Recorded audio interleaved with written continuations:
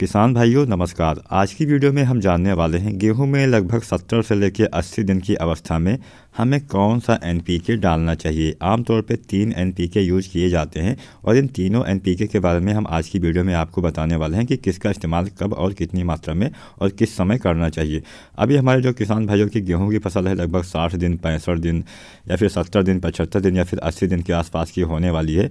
तो इन अवस्थाओं में हम कौन सा एनपीके डालें जिससे हमें अच्छा और अधिक लाभ मिल सके, इसके बारे में जानेंगे और साथ ही मात्रा और इसके साथ में और क्या क्या दिया जा सकता है जिससे इसका बेनिफिट और बढ़ जाए, इसके बारे में भी आज की वीडियो में हम जानने वाले हैं। तो यहाँ पे आमतौर पे 3 एनपीके जो हम बताने वाले हैं उनके बारे में सबसे पहले आपको बता देते हैं। सबसे पहला एक एनपीके आता है 13-0-45, दूसरा एनपीके आता है 0-52-34 और तीसरा आता है 0-0-50।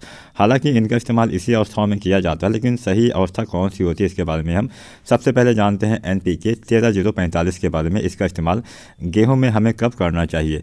तो इसका इस्तेमाल किसान भाइयों गेहूं में आपको उस अवस्था में करना चाहिए जब गेहूं में बालियां निकल जाती हैं, यानी गेहूं में बालियां निकलने के बाद वाली जो अवस्था आती है, यानी बालियां निकलने के बाद आपको इसका इस्तेमाल करना होता है। अब क्यों करना होता है? क्योंकि इसमें 13% नाइट्रोजन भी पाया जाता है और 45% पोटास भी पाया जाता है। पोटास आपके दाने के भराव में हेल्प करता है, दाने को मजबूत बनाता है, ठोस बनाता है, यानी दुग्धावस्था में अगर आप इसका इस्तेमाल करते हैं तो दाने अच्छे से भर जाते हैं।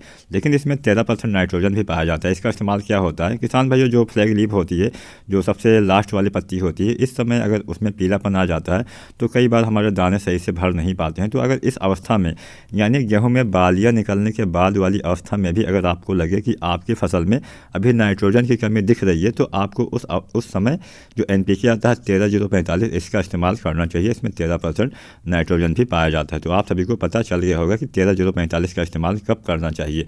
जो दूसरी खाद आती है, दूसरा एनपीके आता है एनपीके 0-52-34। आमतौर पे इसका इस्तेमाल गेहूं में बालियां निकलने से पहले वाली अवस्था में किया जाता है, जिसको हम गबोर अवस्था या फिर गोभ अवस्था बोलते हैं, जब बालियां तने के अंदर आ जाती हैं।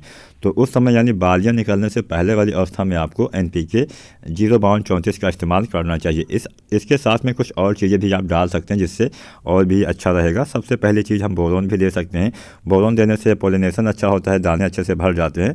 तो एनपीके जब आप 0-52-34 डालिए बालियां निकलने से पहले, तो उसके साथ में आपको जो बोरोन होता है उसको भी डाल देना है। बोरोन की लगभग 90 से 100 ग्राम मात्रा आपको लेनी है और जो एनपीके हम यहाँ पे यूज करने वाले हैं उसकी मात्रा हमें 1.5 किलोग्राम रखनी होती है। तो इन दोनों को आप दे सकते हैं। आप चाहें तो सागर का लिक्विड जो आती है उसको भी इसके साथ में डाल सकते हैं। अब हम बात करते हैं आज की तीसरी जो एनपीके है उसके बारे में। तीसरे नंबर पे जो हमने एनपीके रखा था एनपीके 0-0-50, जिसमें 50% केवल पोटास पाया जाता है।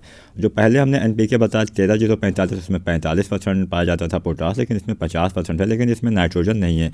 तो ये उन किसान भाइयों को तब देना चाहिए जब गेहूं में बालियां निकल जाती हैं, लेकिन उस समय नाइट्रोजन की कमी आपको गेहूं की फसल में नहीं दिखाई दे रही हो, यानी बालियां निकलने के बाद वाली अवस्था में ही आपको एनपीके 0-0-50 का इस्तेमाल करना होता है। तो जो दो एनपीके हैं 13-0-45 और जो दूसरा है 0-0-50, इसको हम देते हैं बालियां निकलने के बाद, और जो एनपीके है 0-52-34 उसको हम देते हैं बालियां निकलने से पहले। किसान भाइयों यहाँ पे एक सावधानी भी आपको बरतनी चाहिए। जब आप इन एनपीके खादों का इस्तेमाल करिए तो खेत में नमी होनी चाहिए। वैसे भी इस अवस्था में, यानी गबोर अवस्था से लेकर जब तक दाने अच्छे से भर नहीं जाते हैं तब तक खेत में नमी की कमी आपको नहीं होने देनी है। तो सारे जो एनपीके हैं उनकी मात्रा आपको 1.5 kg रखनी है, यानी 1.5 किलोग्राम रखनी है, और इसके साथ में 150 से 160 लीटर पानी घोल के आपको स्प्रे छिड़काव करना होता है।